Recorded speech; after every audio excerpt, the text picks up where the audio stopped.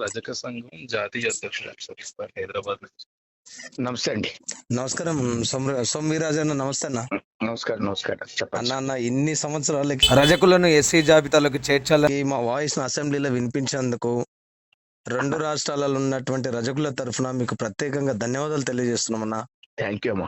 ఇప్పటి వరకు అన్న మా గురించి ఎవరు అసెంబ్లీలో మాట్లాడలేదన్న. గతంలో ఉన్న జగన్మోహన్ రెడ్డి కావచ్చు, ఈ ప్రభుత్వం కావచ్చు, మా వాయిస్ ఎత్తాలంటేనే వెనకడుగేస్తున్నారు. మీరు మా కోసం మాట్లాడినందుకు ప్రత్యేకంగా ధన్యవాదాలు తెలియజేస్తున్నామన్నా.